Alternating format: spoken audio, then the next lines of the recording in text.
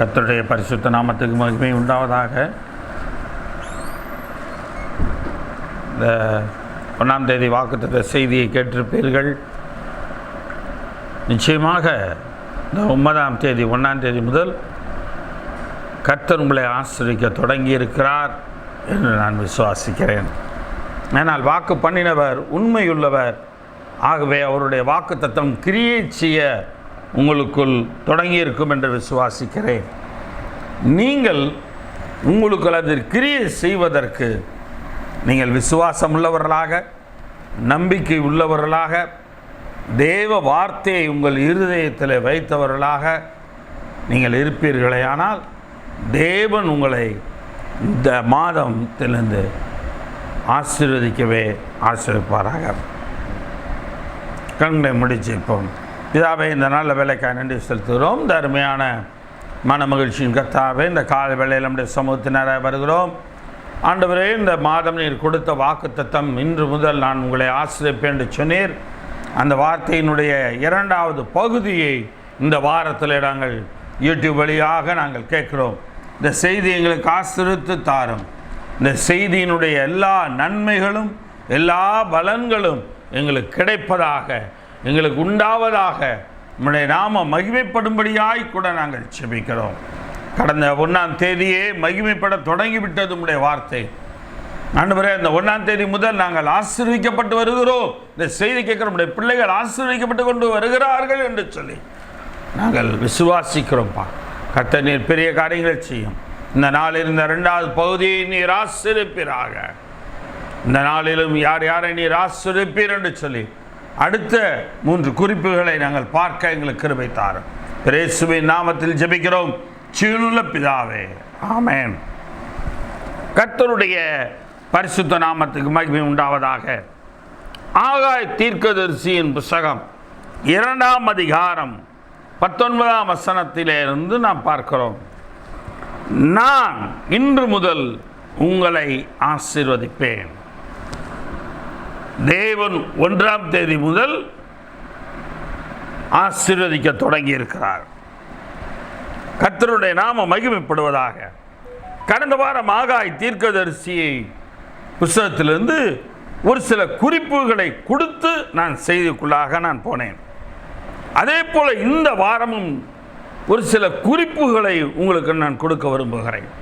இந்த ஆகாய் தீர்க்கதரிசி புத்தகத்தில் கர்த்தருடைய வார்த்தை என்ற பொருளிலே 29 முறை, கிட்டத்தட்ட 38 வசனத்தில் 29 முறை சொல்லப்பட்டுள்ளது. 2 அதிகாரங்கள் தான் இருக்கிறது. இந்த அதிகாரத்தில் இது விசேஷமான சிறப்பு என்னவென்று சொன்னால், தேவன் ஆகாய் தீர்க்கதரிசியின் புத்தகம் 2ஆம் அதிகாரம் 9ஆம் வசனத்திலே முந்தின ஆலயத்தின் மகிமையை பார்க்கிலும் பிந்தின ஆலயத்தின் மகிமையை பெரிதா இருக்கும் என்று சொல்லி கர்த்தர் சொல்கிறார். ஆக முந்தின ஆலயத்தின் மகிமையை பார்க்கிலும் பிந்தின ஆலயத்தின் மகிமை பெரிதாக இருக்கிறது. தேவன் செருபாபேலை வைத்து தம் ஆலயத்தை கட்டுவதற்கு தீர்மானிக்கிறார். ஆக தேவன் அந்த இடத்துல தீர்மானம் பண்ணி அந்த ஆலயம் கட்டுவிக்கப்படும் பொழுது தேவன் ஆசீர்வதிக்க தொடங்குகிறார்.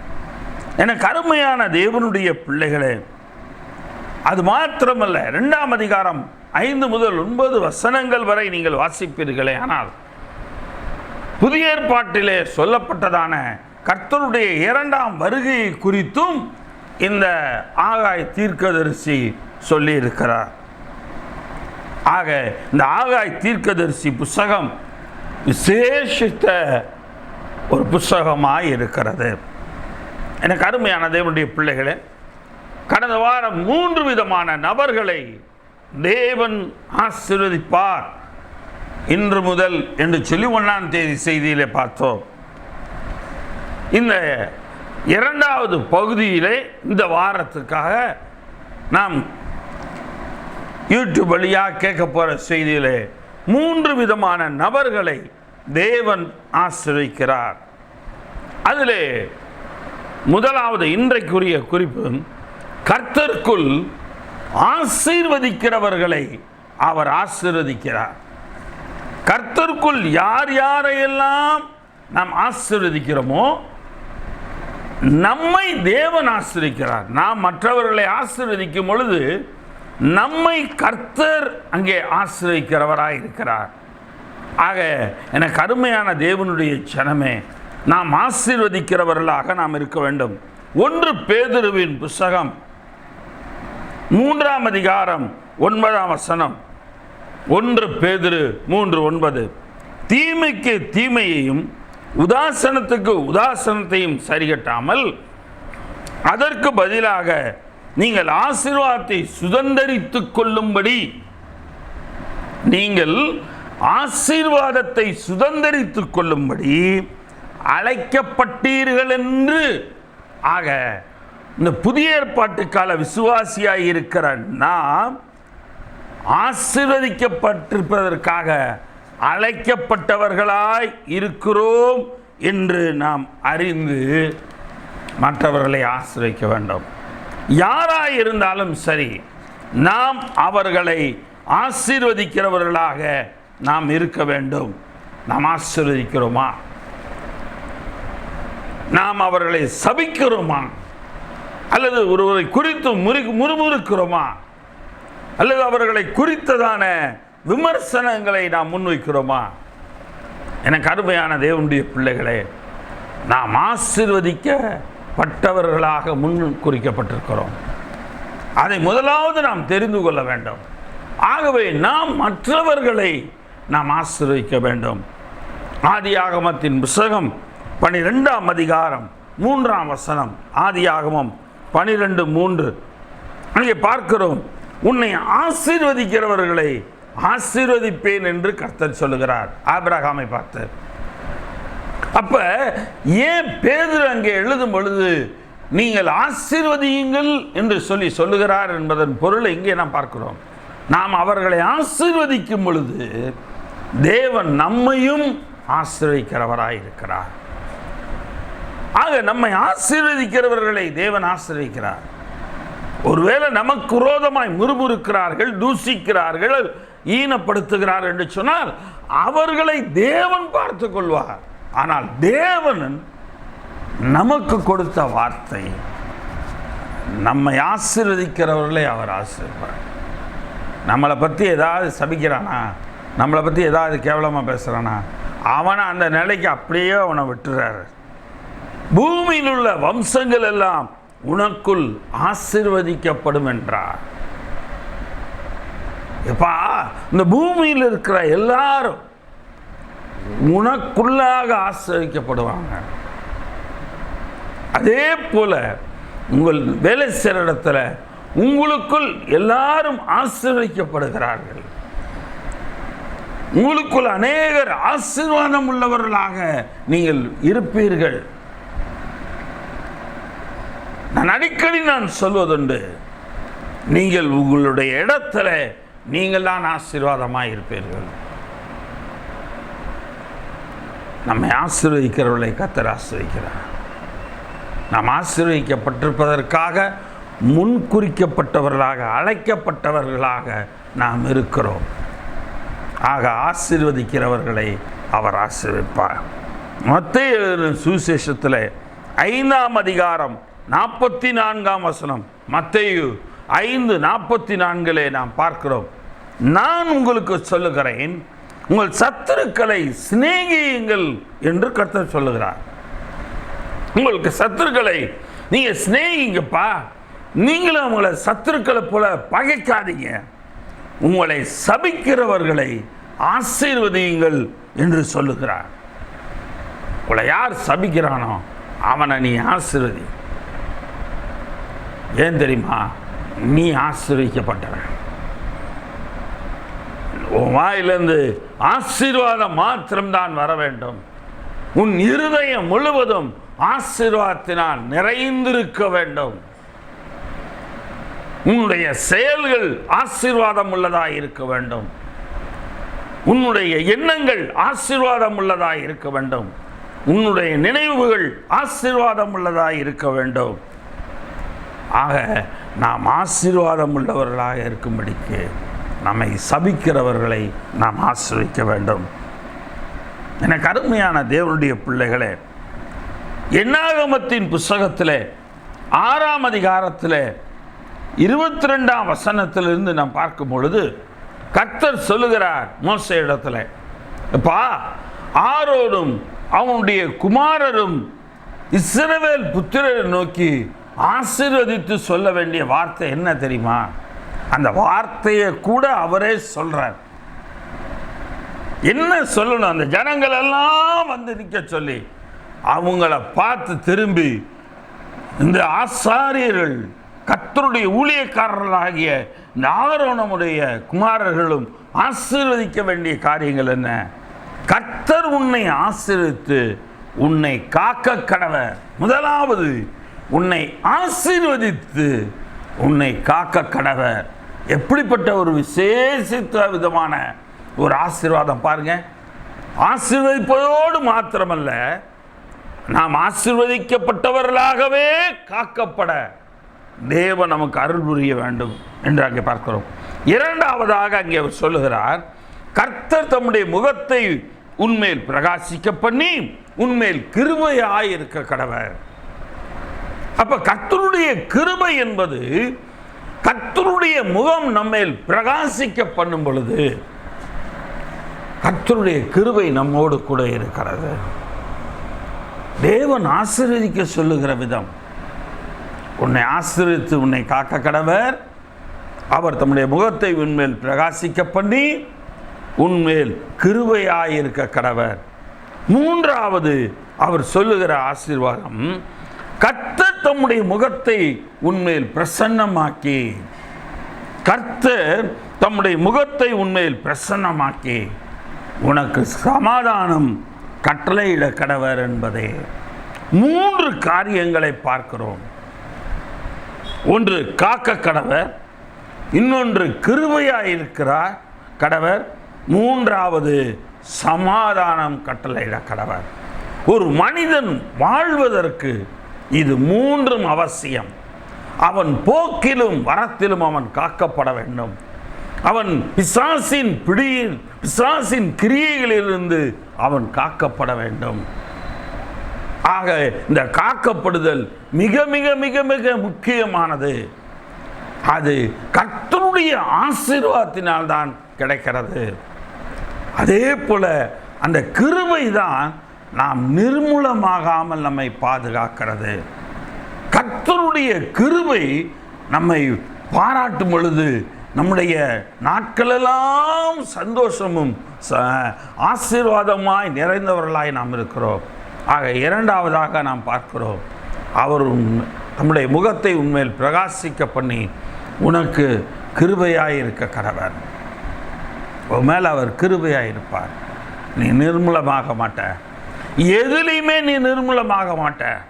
மூன்றாவது காரியம், கர்த்தர் தம்முடைய முகத்தை உன்மேல் பிரசன்னமாக்கி, கர்த்தர் தம்முடைய முகத்தை உன்மேல் பிரசன்னமாக்கி உனக்கு சமாதானம் கட்டளையிட கடவர். ஆக சமாதானம் என்பது கர்த்தருடைய பிரசன்னத்திலே தான் நமக்கு இருக்கிறது. மனசு சரியில்லை, மனசு சரியில்லைன்னு சொல்லும்போது உடல் ரீதியாக சரீரம் ஒழுங்காக இருக்காது, பலவீனம் உள்ளவர்களாக நாம் இருப்போம். ஆக மனது எல்லாவற்றிலும் சமாதானம் உள்ளதாக இருக்க வேண்டும். ஆக சமாதானத்தை அங்கே அவர் கொடுக்கிறார். சமாதான பிரபுவாகிய கர்த்தர் தம்முடைய முகத்தை நம்மேல் பிரசன்னமாக்கி நமக்கு சமாதானத்தை கொடுக்கிறார். இயேசு கிறிஸ்து எங்கெல்லாம் இருந்தாரோ அங்கெல்லாம் சமாதானம் இருந்தது. இயேசு யார் யாரையெல்லாம் விடுவித்தாரோ, யார் யாரையெல்லாம் அவர் அந்த இடத்துல சுகத்தை கொடுத்தாரோ அவர்களுக்கு அவர் சொன்ன ஒரே ஒரு வார்த்தை, சமாதானத்தோட போ என்றுதான். சமாதானத்தோட போ, மன நிம்மதியோடு போ. நீ நினைச்ச காரியம் உனக்கு நடக்குது, நீ விரும்புகிற காரியம் உனக்கு கிடைக்கும். நீ என்ன நினைச்சிருக்கியோ அது நடந்தேறும். நீ என்ன விரும்புகிறியோ அது உனக்கு நிச்சயமாக கிடைக்கும். கண்டிப்பாக உன்னை நான் ஆசீர்வதிப்பேன். நீ சமாதானத்தோடு இருப்பாயாக. இந்த 3 காரியங்களையும் ஊழியக்காரர்கள் சொல்லி ஆசீர்வதிக்க வேண்டும். எனக்கு அருமையான தேவனுடைய பிள்ளைகளை எவ்வளோ ஒரு விசேஷத்தை கர்த்தர் கொடுக்குறார். அப்போ நம்ம மற்றவங்களுக்கு ஆசீர்வதிக்கிறவர்களாய் நாம் இருக்க வேண்டும். அவன் திட்டினான், பதிலுக்கு நான் திட்டினேன். அவன் என்னை கேவலமாக பேசினான், பதிலுக்கு நானும் கேவலமாக பேசினேன். அவன் அப்படியே அடங்கிட்டான் தெரியுமா, நடுங்கிட்டான் தெரியுமா, ஒடுங்கி போயிட்டான் தெரியுமா நான் பேச தொடங்கினோன்னே. அதில் இல்லைங்க ஒன்றுமே. எதில் தெரியுமா இருக்கு? கர்த்தருக்கு ஸ்தோத்திரம். சரி சரி, அவ்வளோதானே, இதுதானே நீ சொல்கிற, இப்படி தானே நீ பேச, சரி ரைட், நீ சொல்கிறத சொல்லு, அப்படியே போங்க. ஒரு பக்கம் சமாதானம் இருக்கா? கர்த்தருடைய பிரசன்னம் வந்துடுதா? கர்த்தர் நம்மளை, அவங்க என்ன விதமான சாபம் விட்டாலும் நம்மளை கர்த்தர் காக்கிறாரா? அப்போ பாருங்க, நாம் ஆசீர்வதிக்கிறவங்களாம் மாறும். சரிப்பா, நீ சொல்கிறபடி நான் ஒன்றுமில்லாமையே நான் போகிறேன், நீ சொன்னபடி நான் எதுவுமே இல்லாதவனா நான் போய்க்கிறேன், ஆனால் நீ நல்லா இருப்பா, நீ ஆசீர்வாதமாக இரு. சிரிச்ச முகத்தோட சொல்லுங்கள், வைத்தெரிச்சலோட சொல்லாதீங்க. மனதின் உள்ளத்தின் ஆழத்திலிருந்து சரி நீ சொன்னபடியே நான் இருந்துட்டு போகிறேன், நீ ஆசீர்வாதமாக இருந்தால் போதும். நீ ஆசீர்வாதமாக இருக்கியா? ஸ்தோத்திரம், கர்த்தருக்கே மகிமை உண்டாவதாக. எனக்கு அருமையான தேவனுடைய பிள்ளைகளே, அந்த நாட்களிலே ராஜாக்களின் காலங்களிலும் சபையாரை ஆசீர்வதிப்பதற்கு ராஜாக்களும் அதை செய்தார்கள். 2 சாமுவேலின் புஸ்தகம் 6ஆம் அதிகாரம் 16ஆம் வசனம் என்று சொல்லி பார்க்கிறோம். 2 சாமுவேல் 6 அதிகாரத்தில் நீங்கள் வாசிப்பீர்களே, ஆனால் 20ஆம் வசனத்தில் பாருங்க, தாவீது தன் வீட்டாரை ஆசீர்வதிக்கிறதற்கு திரும்பும்போது, அப்ப தன் வீட்டாரை ஆசீர்வதிப்பதற்காக அவன் திரும்புகிறான். திட்டுவதற்காக அல்ல, தூஷிப்பதற்காக அல்ல, கேவலப்படுத்துவதற்காக அல்ல, அசிங்கப்படுத்துவதற்காக அல்ல, ஆசீர்வதிப்பதற்காக அங்கே தாவீது திரும்பினார். தன் வீட்டார் என்று சொல்லும் பொழுது தன்னுடைய ஜனங்கள் எல்லாரும், கர்த்தருடைய பிள்ளைகள் எல்லாரையும் ஆசீர்வதிக்கும்படி கர்த்தர் கிருபை செய்கிறார். நீங்கள் அலுவலகத்துக்குள்ளே நுழையும் பொழுது, இல்லை நீங்கள் படிக்கிற பிள்ளைங்கள நீங்கள் ஸ்கூலுக்குள்ளார உங்களுடைய வகுப்புக்குள்ளே நுழையும் பொழுது, ஏசப்பா என்னோட கூட இருங்க, இந்த நாள் முழுவதும் நான் எல்லாருக்கும் ஆசீர்வாதமாக இருக்கணும், இந்த நாள் முழுவதும் நான் எல்லாருக்கும் நன்மையும், நான் எல்லாருக்கும் என்ன சொல்கிறது, எல்லா வித தயவு பாராட்டுறவளாக நான் இருக்கணும், என்னை நீங்கள் காத்துக்கொள்ளுங்க, எந்த அபச்சொல்லும் என் வாயிலிருந்து வராதபடி என்னை காத்துக்கொள்ளுங்க, யாரையும் நான் திட்டாதபடி என்னை காத்துக்கொள்ளுங்க. சோமனுங்க, கர்த்தர் உங்களை ஆசீர்வதிப்பார், கர்த்தர் உங்களை ஆசீர்வதிப்பார். நிறைய பேர் நம்ம என்ன நினைக்கிறோம் தெரியுமா, அவன் பண்ண விமர்சனம், இவன் பண்ண விமர்சனம், இவன் பண்ண விமர்சனம், இவங்க எல்லாரும் பண்ண விமர்சனம், இவங்க எல்லாரும் சொன்ன வார்த்தையினால தான் என் வாழ்க்கை இப்படி இருக்குது, இவங்க எல்லாரும் பேசுனதுனால தான் நான் இப்படி இருக்கிறேன். கிடையாது. மனுஷன் என்ன பேசினாலும் அது அவனுடைய வாயின் வார்த்தைகள், அது காற்றோடு போய்விடும், அது அப்படியே பலிக்கும் என்பதல்ல. எல்லாவற்றுக்கும் மேல அவனையும் நம்மையும் உண்டாக்கிய கர்த்தர் நம்மை ஆசீர்வதித்திருக்கிறார். ஆக நாம் ஆசீர்வதிக்கப்பட்டவர்கள், நாம் ஆசீர்வதிக்கிறவர்களாகவும் இருக்க வேண்டும். 1 ராஜாக்களின் புத்தகம் 8ஆம் அதிகாரத்தை நீங்கள் வாசிப்பீர்களானால் 1 ராஜாக்கள் 8ஆம் அதிகாரத்தில் சாலமோன் சபையாரை ஆசிரிக்கிறான். தேவ ஆலயத்தை கட்டப்பட்டு விட்டது. அந்த கட்டப்பட்ட பிற்பாடு பலியெல்லாம் செலுத்தி முடித்த பிற்பாடு அந்த இடத்துல சாலமோன் ராஜா ஆசீர்வதிக்கிறான். 14ஆம் வசனம், ராஜா முகம் திரும்பி இஸ்ரவேல் சபையை எல்லாம் ஆசீர்வதித்தான். இஸ்ரவேல் சபையார் எல்லாரும் நின்றார்கள் என்று சொல்லி பார்க்கிறோம். ராஜா முகம் திரும்பி சபையை எல்லாம் ஆசீர்வதித்தார். நீங்க ஆசீர்வாதமா இருப்பீங்க, நீங்க சுகத்தோடு இருப்பீங்க, நீங்க நல்ல பலத்தோடு இருப்பீங்க, நீங்க நல்ல திடகாத்திரமா இருப்பீங்க, நீங்க செய்வதெல்லாம் வாய்க்கும். இந்த எல்லா ஆசீர்வாத வார்த்தைகள், இந்த நல் வார்த்தைகளை தேவன் அந்த இடத்துல நம்மிடத்தில் எதிர்பார்க்கிறார். அதனால்தான் அந்த சாலமோன் சொல்லும்போது 15ஆம் வசனத்தில் 1 ராஜாக்கள் 8:15 அவன் சொன்னது, இஸ்ரவேலின் தேவனாகிய கர்த்தருக்கு ஸ்தோத்திரம், அவரின் தகப்பனாகிய தாவீதுக்கு தம்முடைய வாக்கினால் சொன்னதை தம்முடைய கரத்தினால் நிறைவேற்றினார். தேவன் தம்முடைய வாக்கினால் என்ன சொன்னாரோ அதை கரத்தினால், அவருடைய கரத்தினால் அதை நிறைவேற்றுகிறவராயிருக்கிறார். ஊழியக்காரனாகிய மூலமாக கடந்த வாரம் யூடியூப் வழியிலே செய்தியில் இன்று முதல் உங்களை ஆசீர்வதிப்பேன் என்று சொல்லி இந்த செப்டம்பர் மாதம் 1ஆம் தேதி கர்த்தர் வாக்கு கொடுத்தார். அவருடைய வாக்குகள் அவரால் சொல்லப்பட்டது.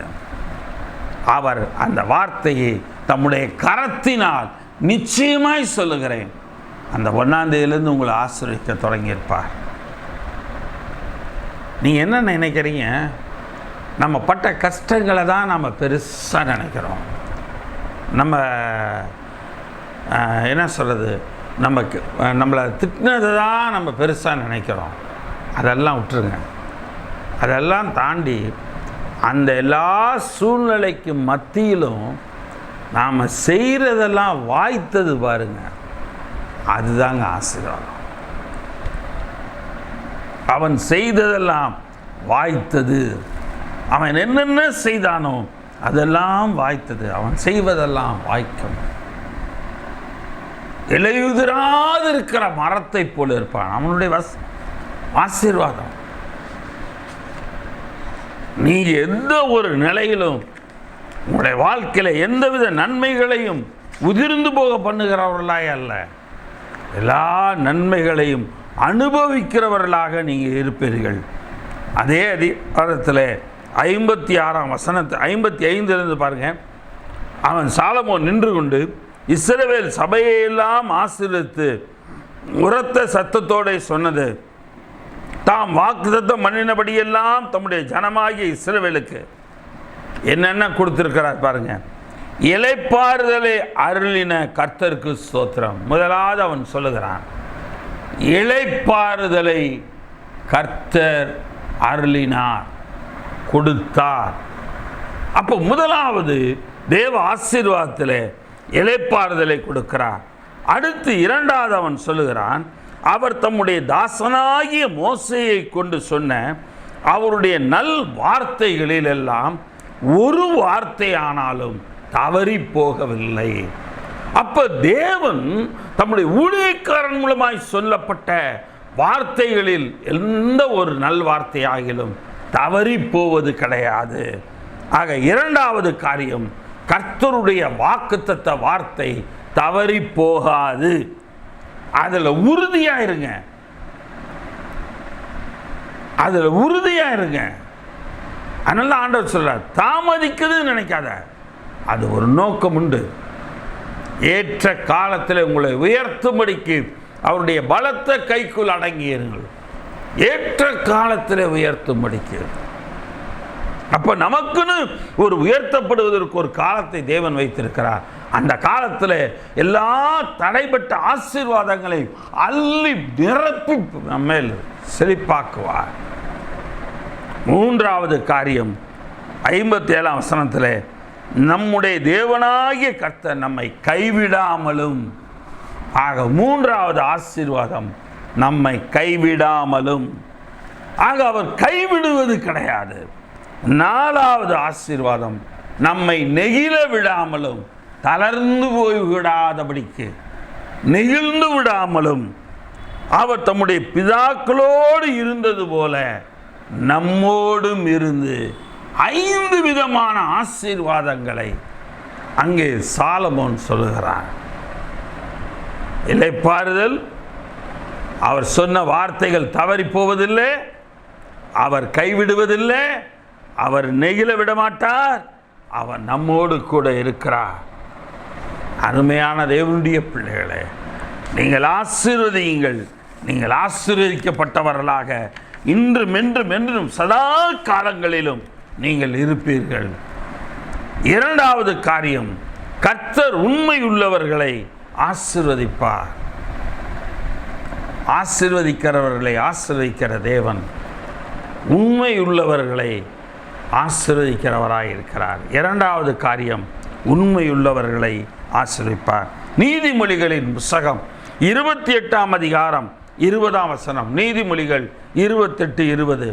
உண்மையுள்ள மனுஷன் பரிபூர்ண ஆசீர்வாதங்களை பெறுவான்.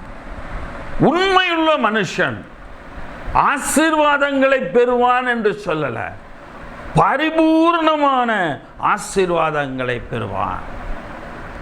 ஒரு சின்ன அளவு கூட குறைவில்லாத ஆசீர்வாதங்களை பெறுகிறவனாக உண்மை உள்ள மனுஷனாக இருக்கிறான். நீங்கள் கர்த்தருக்குள் உண்மை உள்ளவர்களாக இருக்கீங்களா? உங்கள் இருதயத்தை தொட்டு சொல்லுங்க, உங்கள் மனசை தொட்டு பாருங்க. நீங்கள் கர்த்தருக்குள்ள உண்மை உள்ளவர்களாக, நீங்கள் கர்த்தருக்கு உண்மை உள்ளவர்களாக இருக்கீங்களா? நீங்கள் பாருங்க, கர்த்தர் அதை தான் நீங்கள் பார்க்கிறார். உண்மையுள்ளவர்களை அவர் பரிபூர்ணமாய் ஆசீர்வதிக்கிறார். ஆண்டவரே, என்னை நீர் உண்மை உள்ளவளாக என்னை நீர் மாற்றும். நான் உமக்கு உண்மை உள்ளவளாக, உமக்கு முன்பாக உண்மை உள்ளவனாக நான் இருக்க எனக்கு கிருபை தாரும் என்று ஆண்டவரிடத்தில் கேளுங்க. பரிபூர்ண ஆசீர்வாதத்தை தேவன் தருவார். ஒரு 10 ரூபாயில கூட உண்மை உள்ளவர்களா இருங்க. 10 பைசாவில், இன்னைக்கு 10 பைசா மதிப்பில்லை, 1 ரூபாயில கூட உண்மை உள்ளவர்களா இருங்க. கர்த்தர் நம்மை ஆசீர்வதிக்கிறவராக இருக்கிறார். 1 கொரிந்தியர் 4:17 பார்க்கிறோம். 1 கொரிந்தியரின் புத்தகம் 4ஆம் அதிகாரம் 17ஆம் வசனம். இது நிமித்தமாக எனக்கு பிரியமும் கர்த்தருக்குள் உண்மையும் உள்ள என் குமாரனாகிய தீமோத்தேயுவை என்று பவுல் அங்கே சொல்லுகிறார். கர்த்தருடைய ஊழியக்காரன் ஒருவரை குறித்து கொடுக்கிற சாட்சி. அப்ப தீமோத்தேயு பவுலுக்கிட்ட உண்மையுள்ளவனாக இருந்தார். பவுலுக்கு மாத்திரமல்ல, பவுலுடைய பார்வையிலே கர்த்தருக்கும் உண்மையுள்ளவனாக அவர் இருந்தார். அதனால்தான் அவர் எழுதுகிறார், கர்த்தருக்குள் உண்மையுள்ள என் குமாரனாகிய தீமோத்தேயுவை உங்களிடத்தில் அனுப்பினே என்று சொல்லுகிறார். நீங்கள் நான் அப்படி அழைக்கப்படணும். கர்த்தருக்குள் உண்மையுள்ள என்று அழைக்கப்பட வேண்டும்.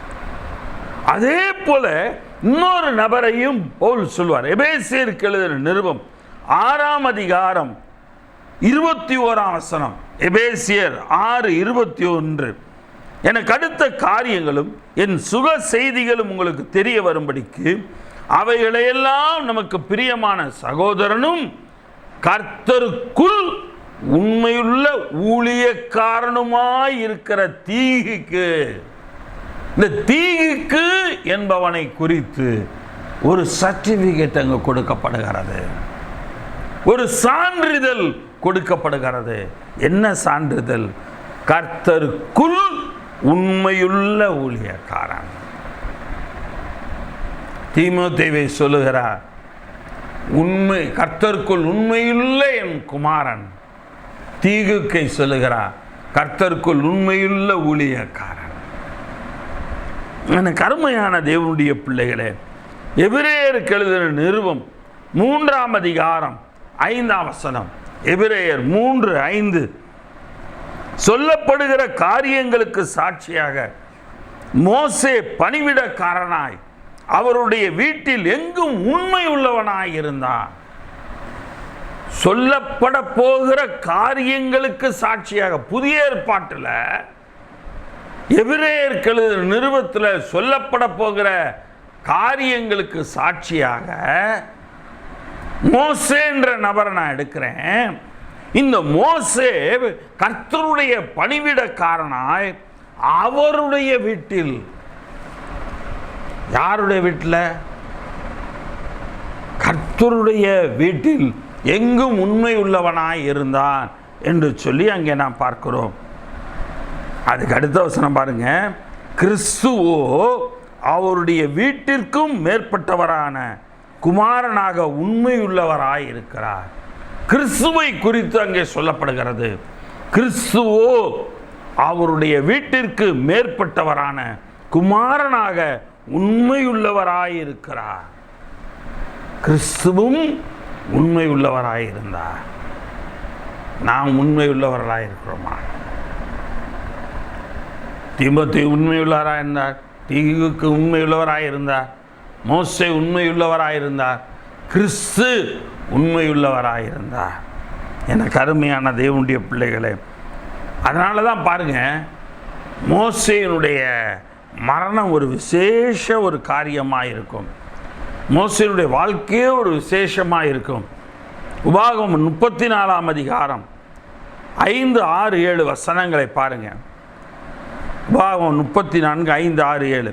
அப்படியே கர்த்தரின் தாசனாகிய மோசே மோவாப் தேசமான அவ்விடத்திலே கர்த்தருடைய வார்த்தையின்படியே மரித்தான். அவர் அவனை மோவாப் தேசத்துள்ள பெத்பேயோருக்கு எதிரான பள்ளத்தாக்கிலே அடக்கம் பண்ணினார். கர்த்தர் அந்த இடத்துல அடக்கம் பண்ணினார். மோசேயை கர்த்தர் அடக்கம் பண்ணினார். இந்நாள் வரைக்கும் ஒருவனும் அவன் பிரேத குழியை அறியான். மோசேயோட பிரேத குழியை இந்நாள் வரைக்கும் ஒருத்தன் கூட அறிய மாட்டான். அந்த அளவுக்கு அங்கே இருக்கிறது. மோசே மரிக்கிற போது 120 வயதுள்ளவனாக இருந்தான். 120 வயது. அவன் கண் இருளடையவும் இல்லை, அவன் பலன் குறையவும் இல்லை. அவன் கண் இருளடையவில்லை, அவனுடைய பலன் குறையவும் கிடையாது. எனக்கு அருமையான தேவனுடைய பிள்ளைகளே, அப்படிப்பட்ட ஒரு ஆசீர்வாதத்தை தேவன் கொடுக்க வேண்டும். மரண பரியந்தம் யாருக்கும் உபத்திரம் கொடுக்கிறவர்களாக அல்ல. அவன் மரண பரியந்தம் யாரோட உதவியிலையும் இருக்க வேண்டும் என்ற நிலை இல்லாதபடிக்கு அவன் கண் இருளடையவில்லை, அவனுடைய பலன் குன்றி போகவில்லை. என்னை கொஞ்சம் பிடிச்சிக்க, என்னை கொஞ்சம் தூக்கி விடு, எதுவுமே கிடையாது. 120 வயது வரைக்கும் அந்த பலத்தோடே இருந்தான். 12ஆம் வசனம் சொல்லுகிறது, உபாகமம் 34:12, கர்த்தரை முகமுகமாய் அறிந்த மோசேயை போல ஒரு தீர்க்கதரிசியும் இஸ்ரவேலில் அப்புறம் எழும்பினதில்லை என்று விளங்கும். கர்த்தரை முகமுகமாய் அறிந்த மோசேயை போல ஒரு தீர்க்கதரிசியும் கர்த்தரை முகமுகமாய் அறிந்தவனாய் இருந்தான். நாம் கர்த்தரை முகமுகமாய் தரிசிக்கிறவர்களாய் இருக்கிறோமா? அவருடைய முகம் பிரசன்னத்தை உணர்ந்திருக்கிறோமா? அவருடைய முக பிரகாசத்தையாவது நாம் உணர்ந்திருக்கோமா? அவரை நோக்கி பார்த்து பிரகாசம் அடைந்தார்கள். அவருடைய முகங்கள் வெட்கப்படவில்லை. தாவீது சங்கீதத்தில் சொல்லும் பொழுது, அப்ப அவர்கள் அவரை நோக்கி பார்த்தார்கள். அவர்களுடைய முகங்கள் பிரகாசிக்கப்பட்டன. அவர்கள் வெட்கப்பட்டு போகவில்லை. மோசே வெட்கப்பட்டு போலாங்க. நீங்களும் வெட்கப்பட்டு போக மாட்டீங்க. கர்த்தரை நோக்கி பாருங்க. கர்த்தருடைய முக பிரகாசம் உங்கள் மேல் இருக்கும் பொழுது நீங்கள் வெட்கப்பட்டு போக மாட்டீங்க. சங்கீதம் 31 அதிகாரம் 23 வசனம். சங்கீதம் 31:23.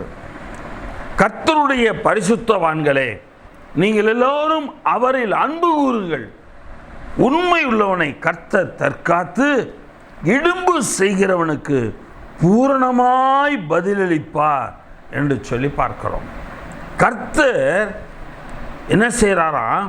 உண்மையானவனை தற்காக்கிறார். அவனை தற்காக்கிறார். அவன் எதிலையும் பாதிக்கப்படக்கூடாதபடிக்கு அவனை தற்காக்கிறார். அவனுக்குள்ளார ஒரு உணர்வை கொடுக்கிறார். வேண்டாம், இதை நம்ம செய்ய வேணாம், இதை செஞ்சோம்னா இதில் பிரச்சனை வந்துடும், டக்குன்னு நம்ம செய்யாமல் நின்றது. தற்காத்தல் என்பது நம் உள்ளத்தின் நமக்கு ஒரு உணர்வை கொடுத்து நம்மை தப்புவித்தல். நாம் செயல்பட்டு விடாதபடி நம்மை தப்புவிக்கிறார். கர்த்தர் உங்களை ஆசீர்வதிப்பார். எல்லா அபவார்த்தைகளை நிறுத்தி எல்லா ஆசீர்வாதமான வார்த்தைகளை நீங்கள் பேசுங்க. கர்த்தர் உங்களை ஆசீர்வதிப்பார். இங்கே அதுதான் சொல்லுகிறார். உண்மையானவனை கர்த்தர் தற்காத்து இடும்பு செய்கிறவனுக்கு, பிரச்சனை பண்றவனுக்கு பூரணமாய் பதிலளிப்பார். நீங்க அவனுக்கு பதிலளிக்க வேணாங்க. உங்களுக்கு தொந்தரவு பண்றவனுக்கு நீங்க பதிலளிக்க வேண்டாம். உங்களுக்கு தீங்கு செய்கிறவனுக்கு நீங்க பதிலளிக்க வேண்டாம். அவர் பூரணமா பதிலளிக்கிறார். நீங்க கூட அவனை விட்டுருவீங்க ஒரு சில சமயம், ஒரு சில காரியத்தில். ஆனா அவனுக்கு பூரணமாய் தேவன் பதிலளிக்கிறார் உங்களுக்காக. எனக்கு அருமையான தேவனுடைய பிள்ளையே, ஆக உண்மையுள்ளவனை கர்த்தர் தற்காத்து இடும்பு செய்கிறவனுக்கு பூரணமாய் பதிலளிக்கிறார். சங்கீதத்தின் புஸ்தகம் 78 அதிகாரம் 72 வசனம். சங்கீதம் 78:72. இவன் அவர்களை தன் இருதயத்தின் உண்மையின்படியே மேய்த்து தன் கைகளின் திறமையினால் அவர்களை நடத்தினார். தாவீதை குறித்து சொல்லப்பட்டுள்ளது. தன் இருதயத்தின் உண்மையின்படியே மேய்த்து என்று சொல்லி பார்க்கிறோம். தன் கைகளின் திறமையினால் அவர்களை நடத்தினார். அதனால கர்த்தர் என்ன செய்தார் தெரியுமா? தாவீதுக்கு ஆணையிட்டார். உன்னை ஆசீர்வதிப்பேன்னு ஆணையிட்டார். அந்த ஆணையிட்டதில் அவரை தவற விடலை. என்ன ஆணையிட்டாரோ அதை தேவன் தவற விடவில்லை. கர்த்தர் தாவீதுக்கு உண்மையாய் ஆணையிட்டார். அவர் தவற விட மாட்டார். எனக்கு அருமையான தேவனுடைய பிள்ளைகளே, நீங்கள் கொஞ்சத்திலே உண்மையுள்ளவர்களாக இருப்பீர்களானால் தேவன் உங்களை அநேகத்திலும் உண்மையுள்ளவனாக வைத்திருக்கிறார். லூக்கா எழுதின சுவிசேஷம் 16 அதிகாரம் 10 வசனம். லூக்கா 16:10. கொஞ்சத்திலே உண்மையுள்ளவன் அநேகத்திலும் உண்மையுள்ளவனாக இருக்கிறான் என்று சொல்லி பார்க்கிறோம். எனக்கு அருமையான தேவனுடைய பிள்ளைகளே, இங்கே பார்க்கிறோம். கொஞ்சத்திலே உண்மையுள்ளவன் அநேகத்திலும் உண்மையுள்ளவனாக இருக்கிறான். கொஞ்சத்திலே அநீதி உள்ளவன் அநேகத்திலும் அநீதி உள்ளவனாக இருக்கிறான். ஆக நாம் கொஞ்சத்தில் உண்மை உள்ளவனாக இருந்தோம்னா நம்மளை அநேகத்தில் உண்மை உள்ளவர்களாய் தேவன் மாற்றுகிறவராய் இருக்கிறார். ஒரு ஓமையை ஆண்டவர் லூக்கா 19 சொல்வார். ஒருவன் அந்த இடத்துல பிரபுவாகிய ஒருவன் தன்னுடைய வெளியூருக்கு புறப்பட்டு போகிறான், தூர தேசத்துக்கு. அப்போ போகும்போது தன்னுடைய ஊழியக்காரரில் 10 பேரை அழைத்து அவரிடத்தில் 10 ராத்தல் திரவியத்தை கொடுத்து, நான் திரும்பி வர இதை கொண்டு வியாபாரம் பண்ணுங்கள் என்று சொன்னான். ஆக எல்லாருக்கும் கொடுத்துட்டு போகிறான். இந்த 10 ராத்தல் ஆதாயம் வந்தோடனே அவன் சொல்கிறான், ஆண்டவரே நீங்கள் எனக்கு கொடுத்தீங்க, நீங்கள் கொடுத்ததில் நான் 10 ராத்தல் நான் சம்பாதித்தேன்னு சொல்லி அவன் திரும்பி பிரபு வந்தோடனே அவன் சொல்கிறான். உடனே ஆண்டவர் அந்த இடத்துல அவன் எஜமான் சொல்கிறான், நல்லது உத்தம ஊழியக்காரனே, நீ கொஞ்சத்தில் உண்மையுள்ளவனாக இருந்தபடியினால் 10 பட்டணங்களுக்கு அதிபதியாயிரு. நீ கொஞ்சத்தில் உண்மையுள்ளவனாக இருந்தபடியினால் நீ 10 பட்டணங்களுக்கு அதிபதியாயிரு. எனக்கு அருமையான தேவனுடைய பிள்ளைகளே, நீங்கள் கொஞ்சத்தில் கூட உண்மையாக இருங்க. நான் தான் சொன்னேன், 100 ரூபா, 10 ரூபா, 1 ரூபா, எதுவானாலும் சரி, அதில் உண்மை உள்ளவனாக நம்ம இருப்போம். தேவன் நமக்கு ஒரு பெரிய ஆசீர்வாதத்தை, அநேகத்துக்கு உரியவர்களாக தேவன் நம்மை வைத்திருப்பார், ஆசீர்வாதம் உள்ளவர்களாக. கடைசியாக பார்க்கிறோம், 3வது காரியம், கர்த்தர் கொடுக்கிறவர்களை ஆசீர்வதிக்கிறார். கர்த்தருக்கு கொடுக்கிறவர்களை ஆசீர்வதிப்பார். 3வது காரியம், கர்த்தருக்கு கொடுக்கிறவர்களை ஆசீர்வதிப்பார். மல்கியா தீர்க்கதரிசியின் புஸ்தகம் 3ஆம் அதிகாரம் 10ஆம் வசனம். மல்கியா 3:10. என் ஆலயத்தில் ஆகாரம் உண்டாயிருக்கும்படி தசமபாகங்களையெல்லாம் பண்டக சாலையில் கொண்டு வாருங்கள். அப்பொழுது நான் வானத்தின் பலகணிகளை திறந்து இடம் கொள்ளாமல் போகுமட்டும் உங்கள் மேல் ஆசீர்வாதத்தை வருஷிக்க மாட்டேனோவென்று அதனால் என்னை சோதித்து பாருங்கள் என்று சேனைகளின் கர்த்தர் சொல்லுகிறார். எனக்கு அருமையான தேவனுடைய பிள்ளைகளே, என் ஆலயத்தில் ஆகாரம் உண்டாயிருக்கும்படி தசமபாகங்களை எல்லாம் பண்டக சாலையில் கொண்டு வாருங்கள். உடனே நானும் கேட்குறேன்னு நினைக்காதீங்க, நான் பற்றி சொல்லவே இல்லை. அது உங்களுக்கும் கர்த்தருக்கும் உள்ளது, அதை பற்றி நான் பேசவே இல்லை. அப்பொழுது நீங்கள் கர்த்தருக்கு கொடுக்கும்போது கர்த்தர் உங்களை அவருடைய வானத்தின் பலகணிகளை திறந்து இடம் கொள்ளாமல் போகுமட்டும் உங்கள் மேல் ஆசீர்வாதத்தை வருஷிக்க மாட்டேனோவென்று அதனால் என்னை சோதித்து பாருங்கள் என்று சேனைகளின் கர்த்தர் சொன்னார். ஒரு கிராமத்தில் ஒரு வீட்டுக்கு போயிருந்தேன். ரொம்ப சிறிய வீடு தான், ஒரே ஒரு ஹால் மாதிரி 10க்கு 10. அதில் கொஞ்சம் பகுதியில் சமையக்கட்டு, ஒன்றுமே அவங்கள்ட்ட கிடையாது.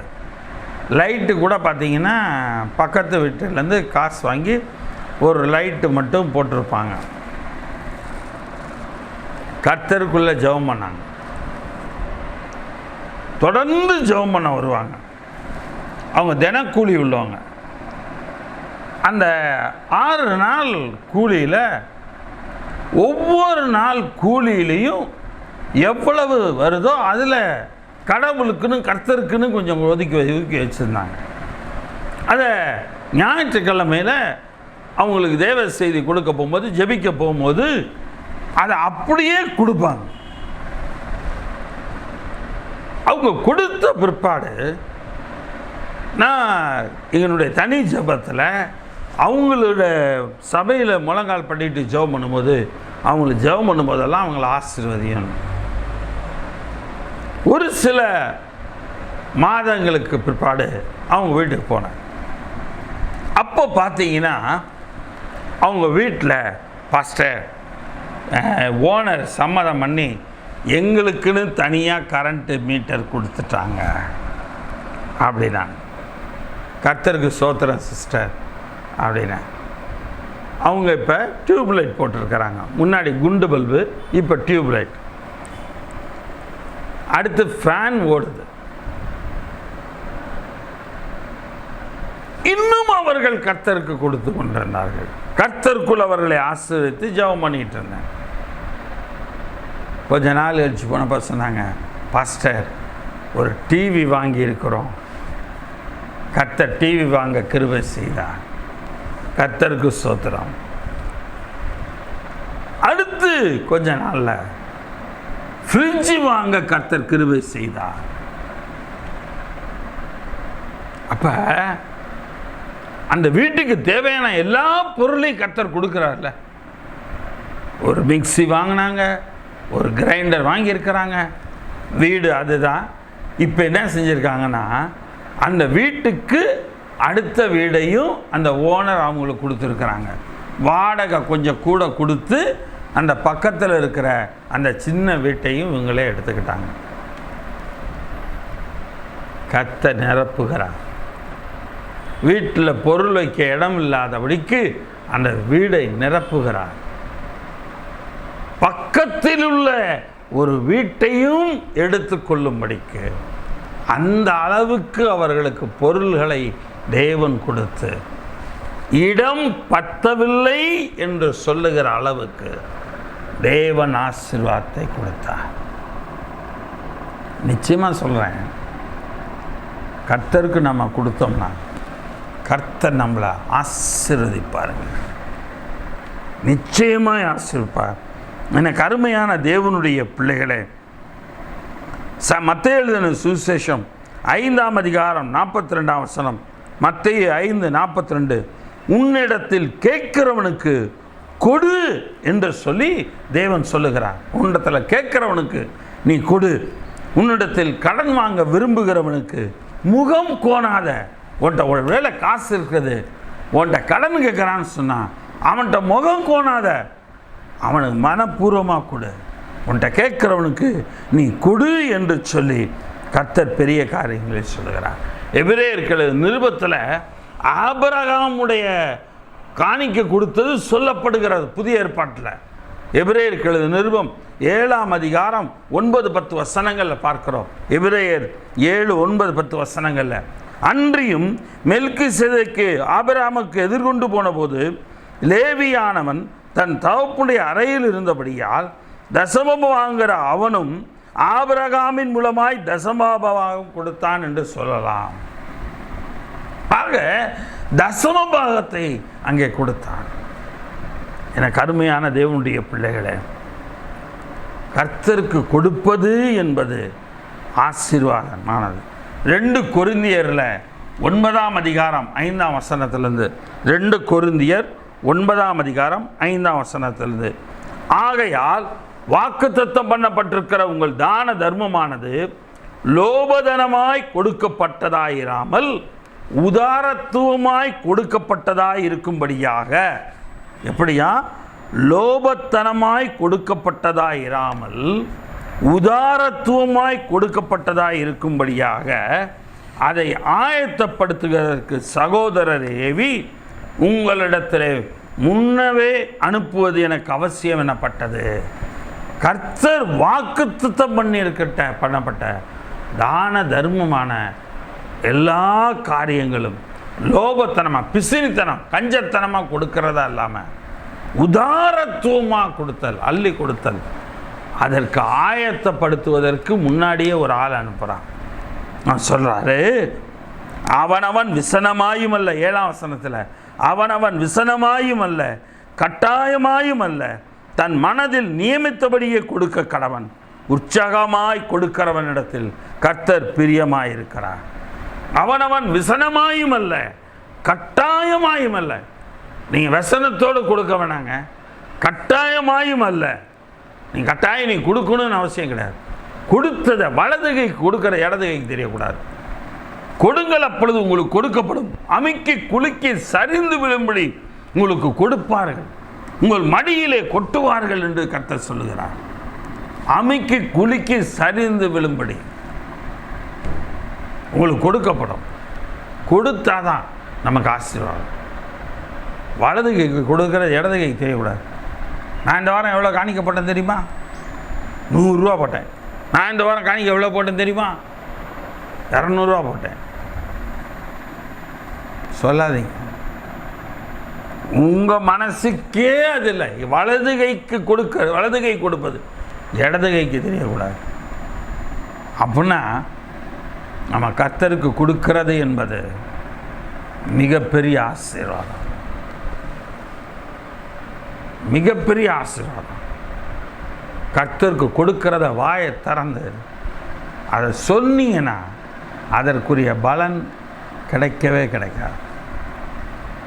ஏன்னா நீங்கள் தாங்குவது சபையை, நீங்கள் தாங்குவது ஊழியக்காரங்க, நீங்கள் தாங்குவது எல்லாவற்றிலும் கர்த்தருடைய வார்த்தையின்படி செய்கிறீங்க. ஆக வலது கை கொடுப்பது இடது கை தெரியக்கூடாது. ஆக உற்சாகமாய் கொடுங்க, கட்டாயமாய் கிடையாது, விசனமாயும் கொடுக்காதீங்க. உங்கள் மனதில் படுதா கொடுங்க, கொடுத்துவிட்டு விளம்பரம் பண்ணாதீங்க. அதுக்கு நீங்கள் கொடுக்காமலே இருக்கலாம், அதுக்கு நீங்கள் கொடுக்கவே வேண்டாம். ஏன்னா நீங்கள் கொடுக்கறதனுடைய நோக்கம் ஏதோ கொடுக்கணும்னு சொல்லி கொடுக்குறீங்க, அதான் அதனுடைய பொருள். அல்லது விசனத்தோடு நீங்கள் கொடுக்குறீங்களான்னு தெரியல. ஆக அவனவன் விசனமாயும் அல்ல, கட்டாயமாயும் அல்ல, தன் மனதில் நியமித்தபடியே கொடுக்க கடவன். உற்சாகமாய் கொடுக்கிறவனிடத்தில் தேவன் பிரியமாய் இருக்கிறார். கர்த்தர் உங்கள் மேல் பிரியமாய் இருக்க வேண்டுமானால் நீங்கள் உற்சாகமாய் கர்த்தர் கொடுங்க. கர்த்தர் உங்களை ஆசீர்வதிப்பார். நம் கண்களை மூடி நாம் யாவரும் சேர்ப்போம். இதாவே இந்த நல்ல வேலைக்காய் நன்றி செலுத்துகிறோம். ஆண்டவரே, விசேஷமாக இந்த மாதம் எங்களுக்கு கொடுத்த வாக்கு தத்தத்துக்காய் ஸ்தோத்திரம். இன்று முதல் நான் உங்களை ஆசீர்வதிப்பேன் என்று சொன்னீர். அந்த வார்த்தையின்படி கர்த்தாவே இந்த செப்டம்பர் மாதம் 1ஆம் தேதி முதல் எங்களை ஆசீர்வதித்து வருகிற காய் ஸ்தோத்திரம். ஆண்டவரே, அந்த செய்தியினுடைய 2வது பகுதியை இன்றைக்கு ஆண்டவரை நாங்கள் கேட்டிருக்கிறோம்ப்பா. இந்த ஆண்டவரே பகுதியை எங்களுக்கு ஆசீர்வதித்து தாரும்ப்பா. இந்த 2வது பகுதியில் கர்த்தருக்குள் எங்களை ஆண்டவரை ஆசீர்வதிக்கிறவர்களை ஆசீர்வதிப்பார் என்று சொல்லி பார்க்கிறோம். நாங்கள் மற்றவர்களை ஆசீர்வதிக்கிறவர்களாக எங்களை மாற்றோம். நாங்கள் ஆசீர்வதிக்கப்படும்படி நாங்கள் மற்றவர்களை ஆசீர்வதிக்கிறவர்களாக எங்களை மாற்றும் ஆண்டவரே. 2வது காரியமாக பார்க்கிறோம் அப்பா, கர்த்தர் உண்மையுள்ளவர்களை ஆசீர்வதிப்பார் என்று சொல்லி நாங்கள் உண்மையுள்ளவர்களாய் கர்த்தருக்கு முன்பாக உண்மையுள்ளவர்களாய் இருக்க கர்த்தருக்கு நிச்சயம். ஆக உண்மையுள்ளவர்களை நீர் ஆசீர்வதிக்கிறீர், தேவனுக்கு கொடுக்கிறவர்களை நீர் ஆசீர்வதிக்கிறீர். கர்த்தாவே, உமக்கு கொடுக்கிற நாங்கள் கட்டாயமாயும் அல்ல, விசனமாயும் அல்ல, மன உற்சாகத்தோடு கொடுக்கத்தக்கதாக கிருபை செய்யும். கர்த்தர் பெரிய காரியங்களை செய்யும். நாங்கள் கொடுக்கிறதை விளம்பரம் செய்பவர்களாய் அல்ல ஆண்டவரே, அதை பலருக்கு சொல்லுபவர்களாய் அல்ல ஆண்டவரே. எங்களுடைய காணிக்கையானது வலதுகை கொடுப்பது இடதுகை தெரியாதபடிக்கு தேவ ஆசீர்வாதத்தில் நிலைத்திருக்கும்படி ஆண்டவரே கொடுக்க கர்த்தர் கிருபை செய்யும். நம்முடைய பிள்ளைகள் ஒவ்வொருவரையும் ஆசீர்வதிப்பா. நம்முடைய பிள்ளைகள் எல்லாவற்றிலும் ஆசீர்வதிக்கப்பட்டிருப்பார்களாக. நீர் அவர்களை காப்பீர், நீர் கிருபையாய் இருக்கிறீர், நீர் சமாதானத்தோடு நடத்துவீர். என்னாகமம் 6ஆம் அதிகாரத்தில் சொல்லப்பட்டது போல கர்த்தர் நீர் அவர்களை செய்யும். ஆக இன்றைக்கு இந்த 3 விதமான நபர்களை கர்த்தர் ஆசீர்வதிப்பார். நம்முடைய பிள்ளைகளுடைய வாயின் வார்த்தைகள் ஆசீர்வாத வார்த்தைகளாக இருக்கட்டும். நம்முடைய பிள்ளைகள் உண்மை உள்ளவர்களாக இருக்கட்டும். நம்முடைய பிள்ளைகள் ஆண்டவரே உற்சாகமாய் கொடுக்கிறவர்களாக இருக்கட்டும். கர்த்தர் பெரிய காரியங்களை செய்யும். துதி கனமைக்குமே எல்லாமே ஏறெடுக்கிறோம். கர்த்தர் சேகரிப்பமான இயேசு மூலம் ஜெபிக்கிறோம் ஜீவனுள்ள பிதாவே, ஆமென். என் ஆத்மாவே கர்த்தரை ஸ்தோத்திரி, என் முழுவதுமே உடைய பரிசுத்த நாமத்தை ஸ்தோத்திரி. என் ஆத்மாவே கர்த்தரை ஸ்தோத்திரி, கர்த்தர் செய்த சகல உபகாரங்களை மறவாதே, ஆமென். உடைய கர்த்தராகிய இயேசு கிறிஸ்துவினுடைய கிருபையும் பிதாவாகிய தேவனுடைய அன்பும் பரிசுத்தாவியுடைய வழி நடத்தலும் பக்கபலமும் பாதுகாப்பும் ஆசீர்வாதமும் நம்மை இன்றும் என்றும் காப்பதாக. கர்த்தருடைய கிருபை நம்மோடு கூட இருந்து நமக்கு சமாதானத்தை தருவதாக. ஆமென், ஆமென், ஆமென். கர்த்தர் உங்களை ஆசீர்வதிப்பார். கர்த்தர் கடந்த 1ஆம் தேதி முதல் ஆசீர்வதிக்க தொடங்கிவிட்டார். அவருடைய வார்த்தை உங்களில் கிரியை செய்ய தொடங்கிவிட்டது. விசுவாசியுங்கள், உணருங்கள், அவநம்பிக்கை கொள்ளாதீங்க, அபசகுனமாக பேசாதீங்க, வார்த்தையை அறிக்கையிடாதீங்க, நல்ல வார்த்தைகளை சொல்லுங்கள். கர்த்தருடைய ஆசீர்வாதத்தை பெற்றுக்கங்க. கர்த்தர் பெரிய காரியங்களை செய்வாராக. ஆமென்.